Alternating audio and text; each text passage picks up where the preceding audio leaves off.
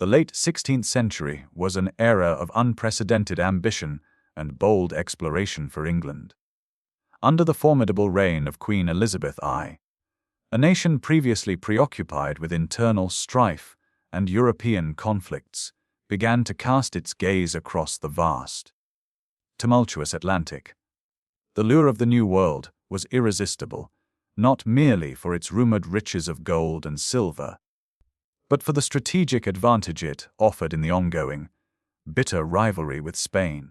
Establishing a foothold in North America promised a secure base for privateers to harass Spanish treasure fleets and, perhaps more importantly, represented a bold declaration of England's burgeoning global power. This ambition, however, was about to collide head-on with the harsh, unforgiving realities of a wild continent, leading to one of history's most baffling and enduring mysteries. The dream of an English colony in America truly took root in the mind of a remarkable figure, Sir Walter Raleigh. A dashing courtier, a favorite of the Queen, and a man of immense personal charm and boundless energy, Raleigh possessed both the vision and the persuasive power to secure the necessary royal backing. In 1584, Queen Elizabeth granted him a patent to explore and colonize any remote, heathen, and barbarous lands not actually possessed by any Christian prince. This sweeping decree effectively gave Raleigh a mandate to claim a significant portion of North America for the crown, provided he could successfully establish a permanent settlement. The stage was set for a venture that would not only test the limits of English resolve, but would also plant the seeds of an enigma that persists to this very day.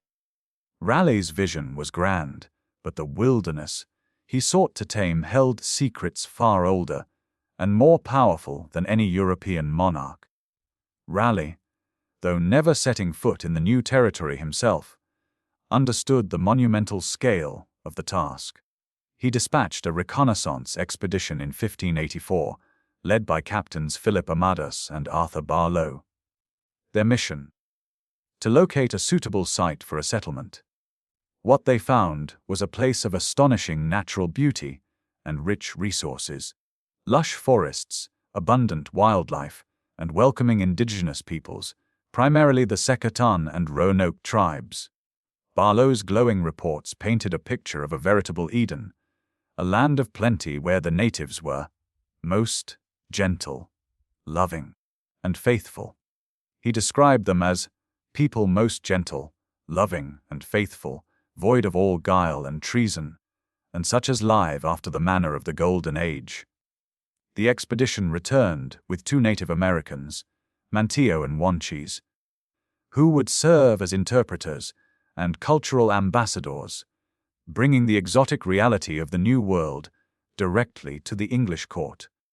This seemingly idyllic initial encounter, however, masked the deep cultural chasms and inherent dangers that would soon become tragically apparent. The early enthusiasm, fueled by these romanticized accounts, would blind the English to the complexities of coexistence.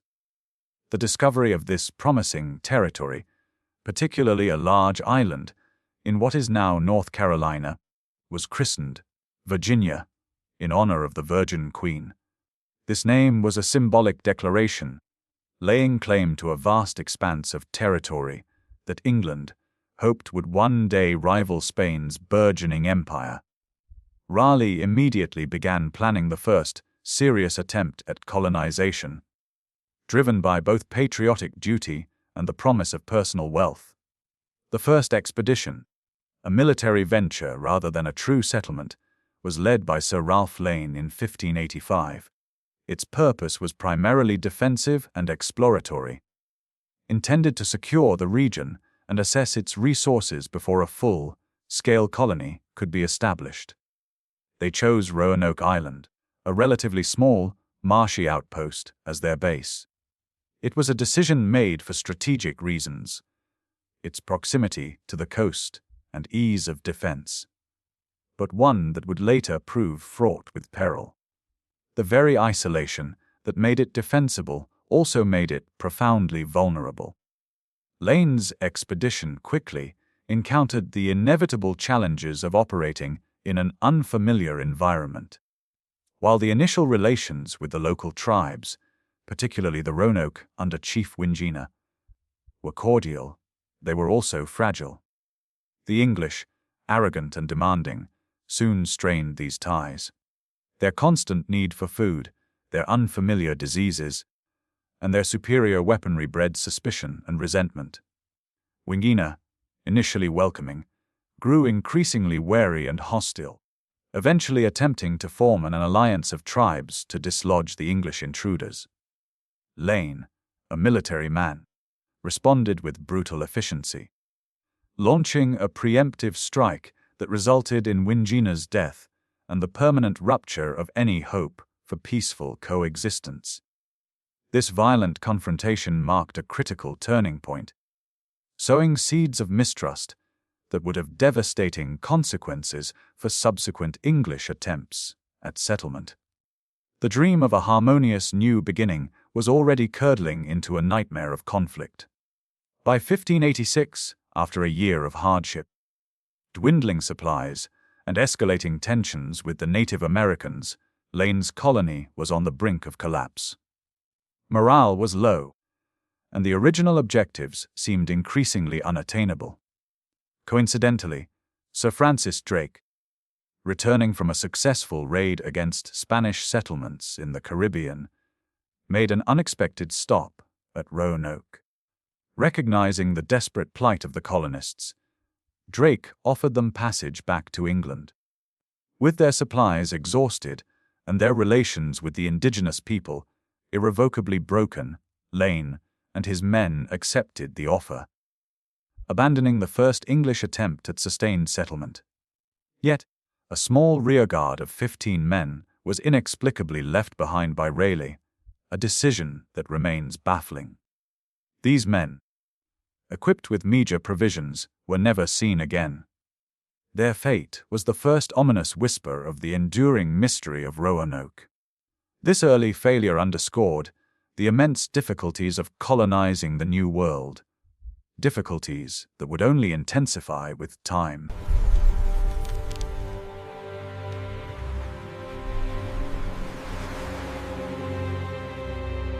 Undeterred by Lane's failed military outpost, Sir Walter Raleigh refined his strategy for a more ambitious and ultimately tragic venture. He envisioned not a military garrison, but a true civilian colony, a permanent agricultural settlement that would establish a lasting English presence in the New World. This City of Raleigh, as it was optimistically named, was planned for the Chesapeake Bay, a region significantly more fertile and strategically advantageous than Roanoke Island. This new approach sought to learn from the mistakes of the past, aiming for self-sufficiency and, crucially, peaceful integration with Native American tribes. This was a radical shift, a hope that diplomacy and farming could succeed where force had failed. To lead this monumental undertaking, Raleigh chose John White. White was a talented artist and an experienced explorer, having been part of Lane's earlier expedition.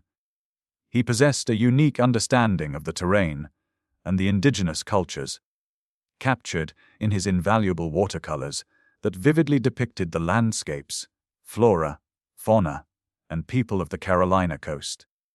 White's vision was one of harmony, not conquest. He was appointed governor of the new colony, tasked with leading over 100 men, women, and children, a diverse group of artisans, farmers, and families, who dared to dream of a new life across the ocean. Their very presence, including women and children, signified a commitment to permanence, to building a future, not just plundering resources. They were the hopeful vanguard of a nation's destiny. The colonists embarked from Plymouth, England, in May 1587 on 3 ships: the flagship Lion, a flyboat, and a pinnace. Their journey was long and arduous, fraught with the usual perils of transatlantic travel storms, disease, and the constant threat of Spanish privateers. White's instructions were clear: proceed directly to Chesapeake Bay and establish the colony there. However, a fateful twist of fate, or perhaps a deliberate act of sabotage, intervened. The fleet's chief pilot, a seasoned but notoriously difficult mariner named Simon Fernandez, insisted on making a stop at Roanoke Island. His stated reason was to pick up the small rear guard of 15 men left behind by Lane's expedition. This decision, seemingly minor at the time, would prove catastrophic. Upon arriving at Roanoke in July 1587, White's colonists found only the skeletal remains of Lane's fort, and, ominously, no trace of the 15 men left behind. The only sign of life was a single set of human bones. Fernandez then refused to carry the colonists further north to Chesapeake Bay. His reasons remain a subject of historical debate. Perhaps he was eager to engage in privateering against Spanish ships, or perhaps he was simply wary of his role in transporting colonists. Whatever his motive, Fernandez effectively stranded the new colony on Roanoke Island, a location White knew was suboptimal and where relations with the local tribes were already poisoned by past violence. This decision, made by a mercenary captain against the governor's wishes, sealed the colony's fate. It was a betrayal that placed the fledgling settlement in immediate peril, forcing them to build anew on ground already cursed by conflict. Despite the profound setback, the colonists, now numbering 117 men, women, and children, began the arduous task of building their settlement on Roanoke Island. They hastily erected new dwellings, re-established the fort, and began to plant crops. Hope, though diminished, still flickered. They attempted to re-establish diplomatic ties with the local Native American tribes, using the returning Manteo as an intermediary. Manteo, who had spent time in England, was sympathetic to the English cause and worked to bridge the cultural gap. However, the legacy of Sir Ralph Lane's brutality loomed large. The Secretan and other tribes remembered the violence and viewed the new settlers with deep suspicion, refusing offers of peace. In a poignant moment of nascent American history, Virginia Dare was born on Roanoke Island on August 18, 1587. She was the first English child born in the Americas, a powerful symbol of the colony's aspiration for a lasting presence. Just 9 days later, Manteo was formally baptized and conferred the title of Lord of Roanoke by order of Raleigh, an attempt to solidify a crucial alliance. These events, however, occurred against a backdrop of increasing anxiety. Supplies were dwindling, the planting season was drawing to a close, and the hostility of the surrounding tribes was escalating. The colonists recognized their precarious position. Facing these mounting challenges, and the very real threat of starvation and attack, the settlers made a desperate plea to Governor White. He must return to England to gather urgently needed supplies and reinforcements. It was a heartbreaking decision, but seemingly the only path to survival.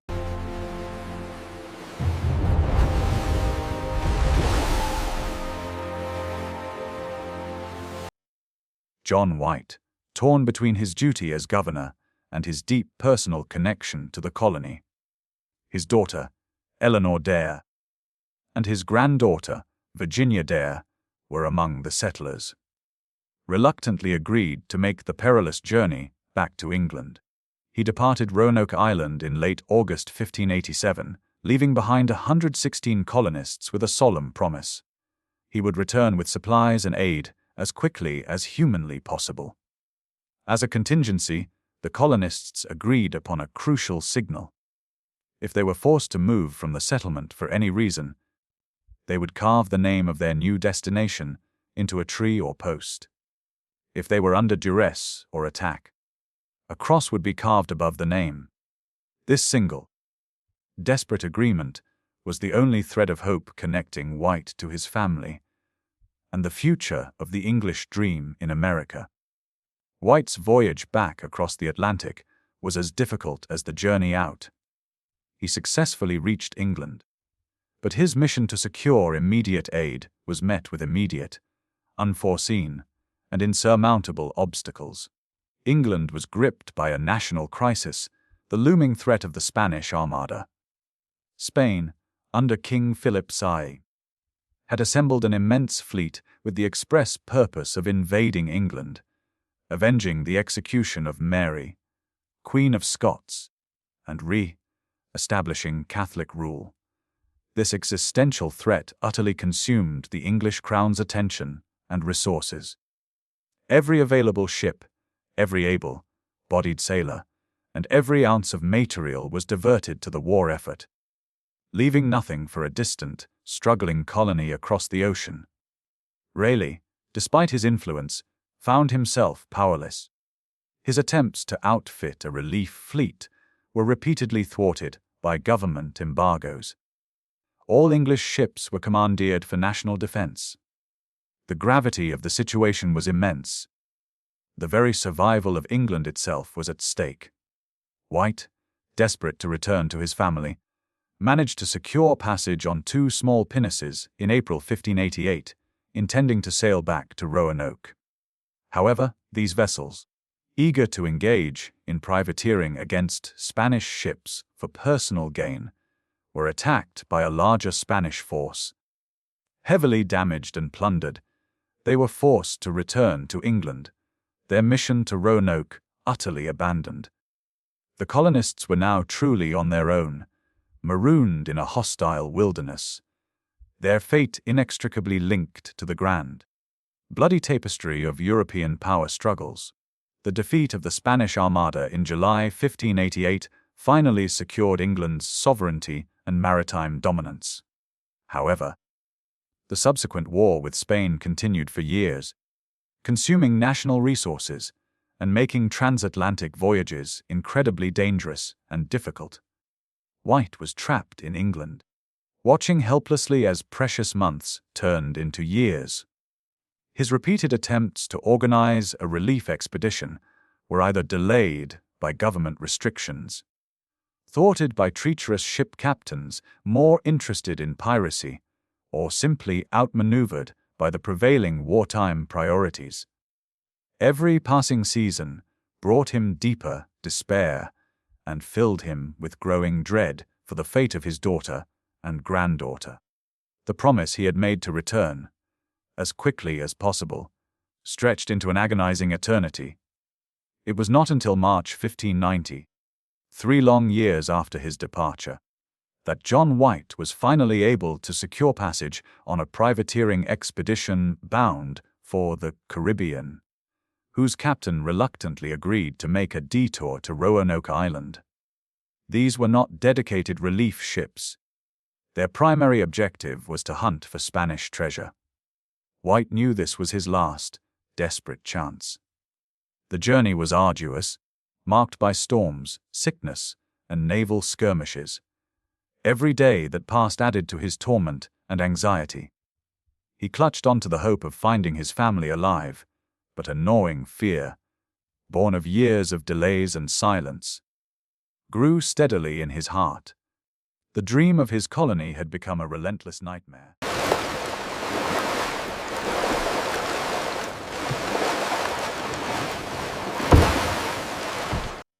Finally, in August 1590, after 3 agonizing years, John White's relief expedition reached the outer banks of North Carolina.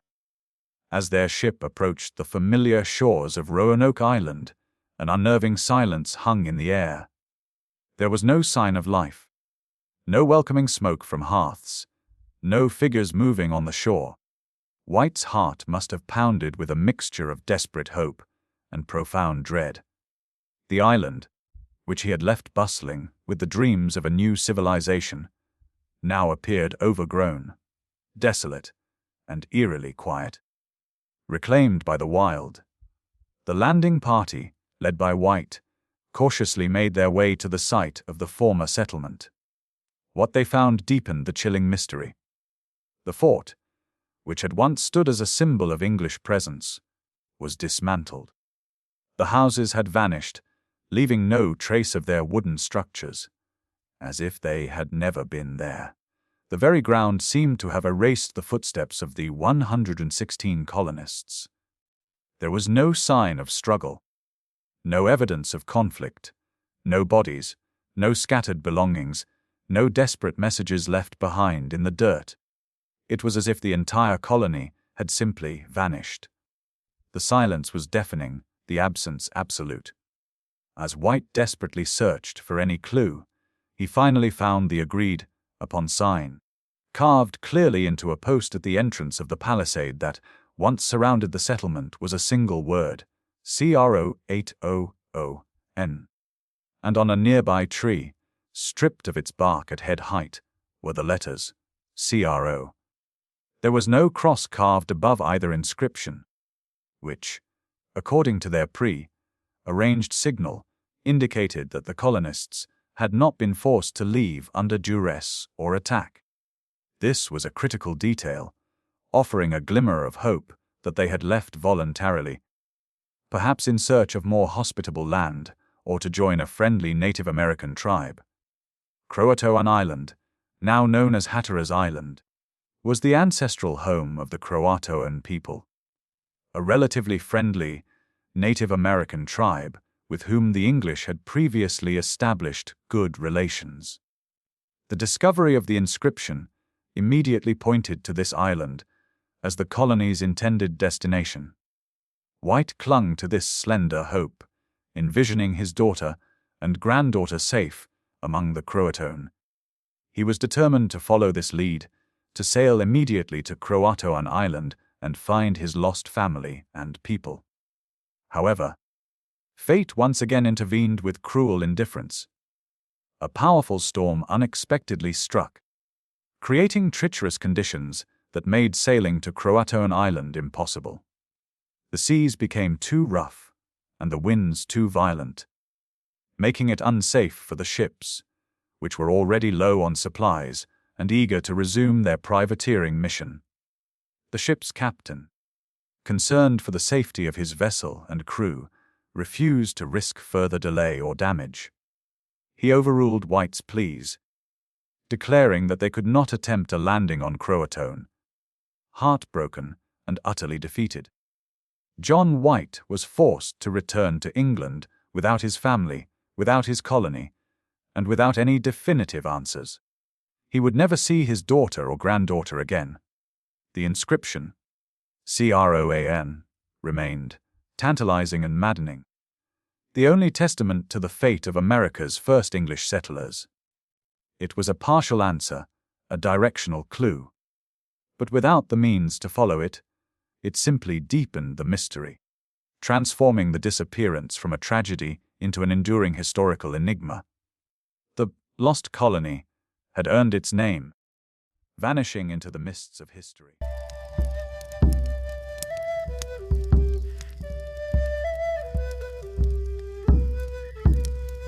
For centuries, the narrative of Roanoke has been dominated by the English perspective, viewing the Native Americans primarily as either friendly allies or hostile enemies.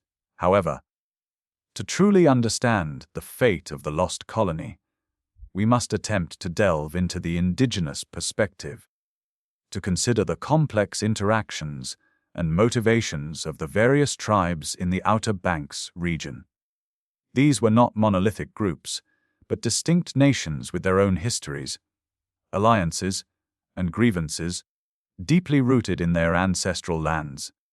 The primary tribes inhabiting the region around Roanoke Island were the CROATOAN and the CROATOAN. The CROATOAN, led by Chief Winguna, later renamed Pemisipan, initially welcomed the English, but their relationship quickly soared under Sir Ralph Lane's harsh command. The English continually demanded food, brought unfamiliar diseases, and displayed a terrifying military superiority. Winguna's eventual assassination by Lane in 1586 left a legacy of profound mistrust and animosity, a wound that would fester for years. This hostility made any peaceful coexistence with the English settlers, particularly the Roanoke colonists, who later occupied their former territory, incredibly difficult, if not impossible. In contrast, the CROATOAN people, who inhabited CROATOAN Island, modern-day Hatteras Island, maintained a more consistent and amicable relationship with the English. This was largely due to the efforts of Manteo, a CROATOAN who had traveled to England and served as an interpreter and ambassador. He understood both cultures and genuinely sought to foster peace. The fact that the lost colonists carved CROATOAN without a cross suggests they intended to seek refuge or merge with this friendly tribe, indicating a deliberate, voluntary move motivated by a hope for survival rather than immediate attack. Oral traditions among the Lumbee people of North Carolina, who are believed to be descendants of the CROATOAN and other regional tribes, contain stories of a significant influx of fair-skinned people into their communities around the late 16th century. These traditions speak of intermarriage and the gradual assimilation of outsiders into their existing tribal structures. While these accounts cannot definitively confirm the fate of the entire Roanoke colony, they offer a compelling narrative of survival through integration. Such intermingling would have been a practical solution for a desperate English group seeking safety and resources.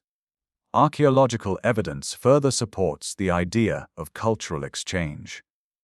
Excavations on Hatteras Island have uncovered artifacts that suggest both English and Native American presence, including fragments of 16th-century English pottery and tools found near traditional Native American settlements.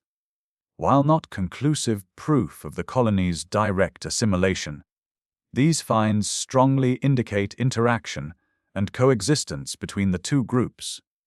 The evidence points to a scenario far more nuanced than simple massacre or disappearance, suggesting a gradual merging of cultures rather than a sudden, violent end.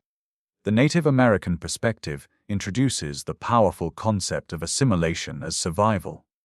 For a small, vulnerable group of English colonists, cut off from their homeland, the most logical and perhaps only path to long-term survival in a harsh new world would have been to seek integration with the more established and self-sufficient indigenous communities.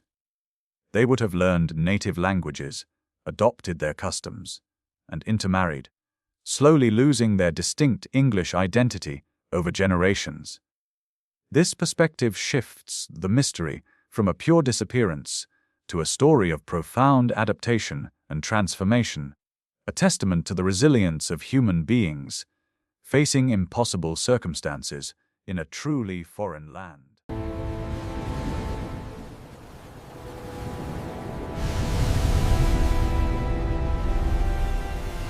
The single word, CROATOAN, left behind by the colonists is the most significant clue.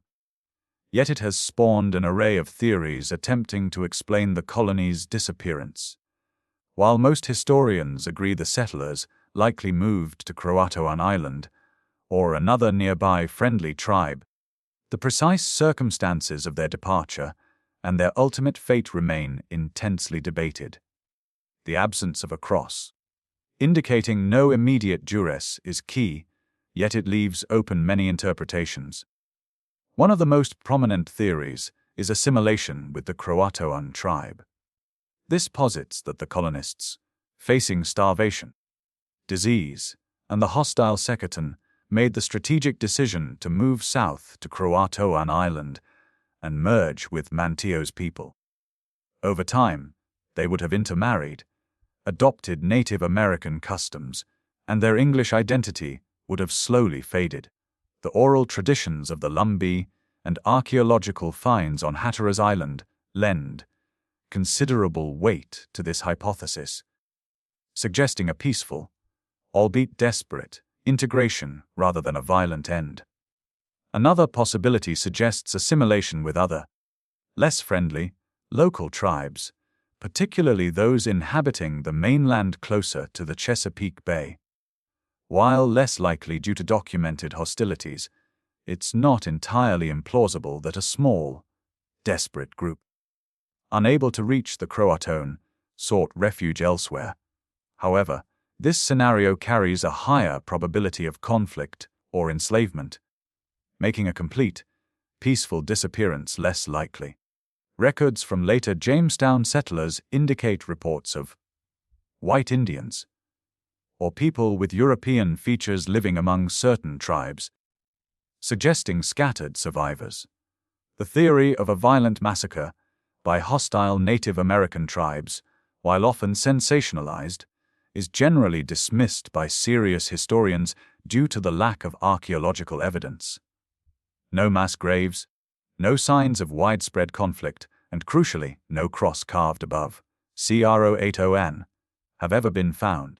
While individual settlers might have been killed during hunting or foraging trips, a wholesale slaughter of 116 people, including women and children, without leaving any discernible trace of battle or remains, seems highly improbable.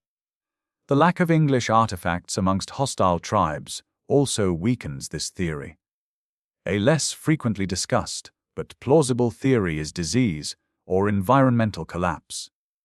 The colonists were highly susceptible to unfamiliar diseases, and a sudden epidemic could have decimated their numbers.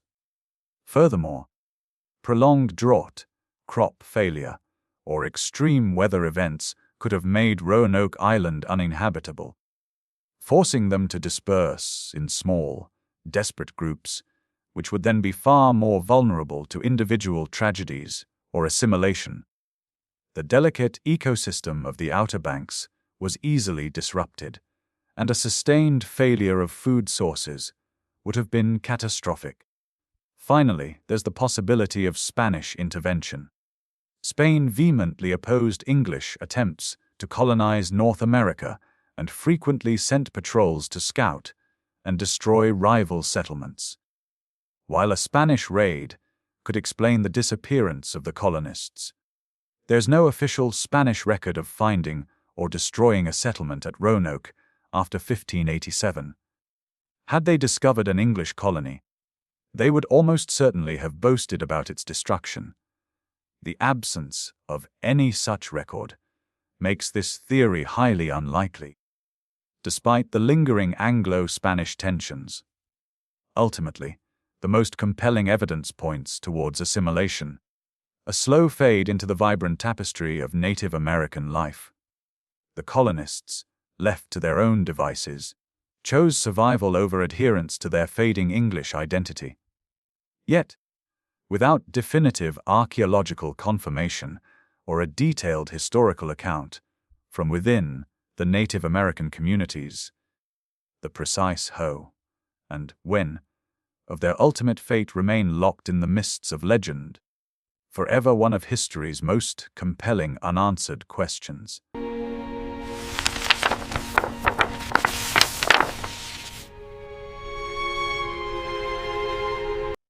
The disappearance of the Roanoke colonists did not deter England's ambitions in the New World. 2 decades later, in 1607, a new English venture successfully established the Jamestown colony in Virginia, a mere 100 miles north of Roanoke. The Jamestown settlers, under the leadership of Captain John Smith, were acutely aware of the Roanoke mystery and even held instructions to search for the lost colonists. Their presence in the region and their interactions with powerful Native American confederacies offered tantalizing, albeit often conflicting, clues. Captain John Smith and other early Jamestown leaders heard persistent rumors from various Native American tribes about white people, or people with clothes like ours, living among different indigenous groups. The Powhatan Confederacy, a powerful tribal empire led by Chief Powhatan, held significant influence in the Chesapeake region. Smith reported that Powhatan claimed to have killed some of the Roanoke colonists, who had been living with a smaller, rival tribe.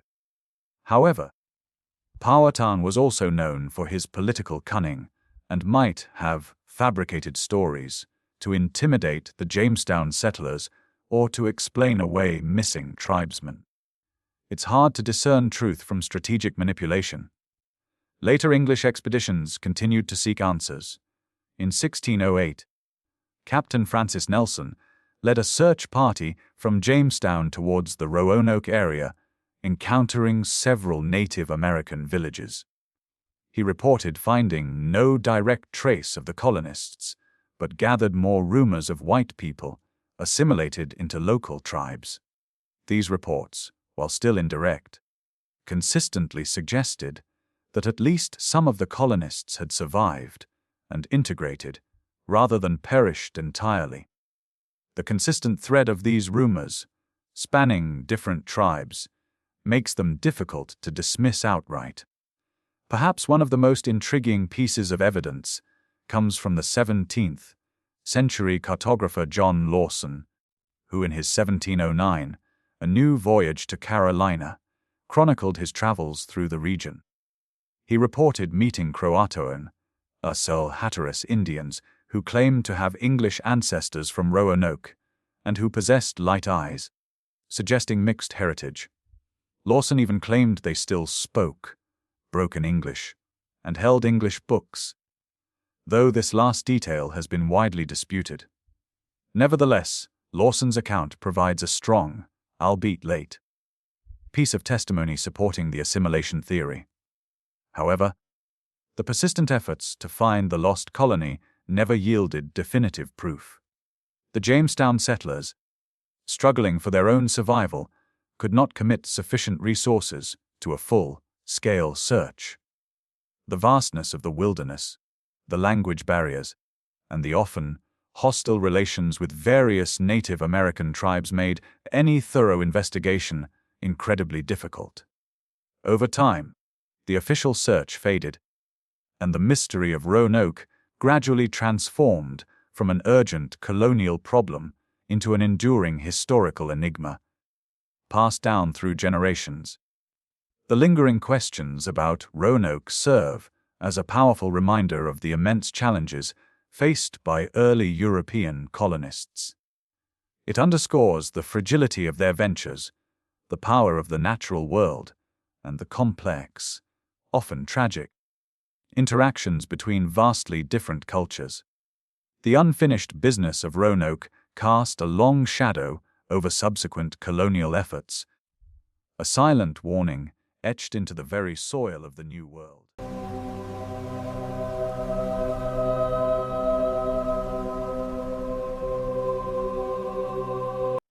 Over 4 centuries have passed since John White found the word CROATOAN carved into a post on Roanoke Island.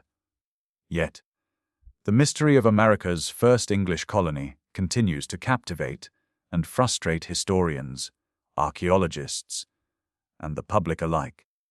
It has evolved from a tragic colonial failure into a foundational American ghost story, a compelling narrative of vanished pioneers that speaks to our collective fascination with the unknown. The lack of definitive archaeological evidence is a primary reason for the mystery's longevity. Despite numerous excavations on Roanoke Island and Hatteras Island, no conclusive archaeological site has been discovered that definitively proves the fate of the entire colony. While English artifacts have been found, they are often scattered and do not tell a complete story of a large, vanished settlement or a mass grave.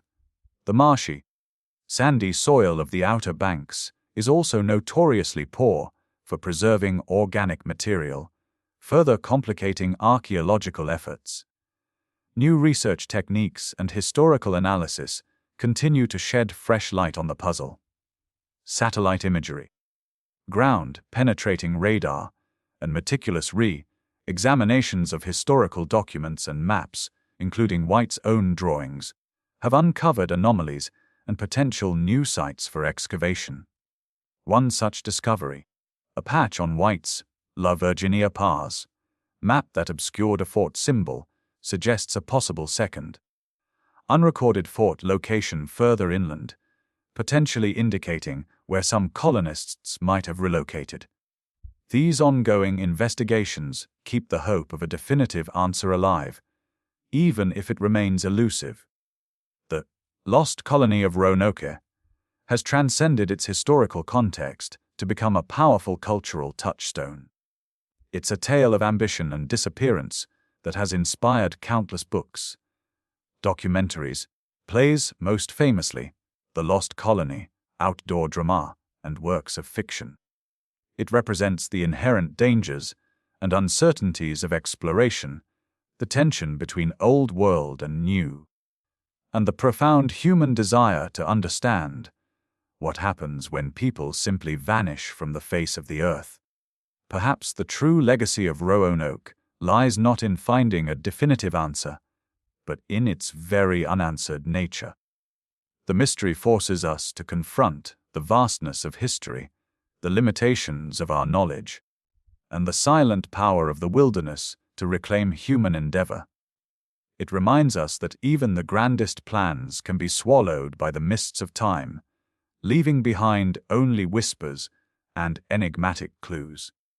The colonists' decision to move, their hopes for survival, their desperate struggle in an alien land. These are the elements that continue to resonate.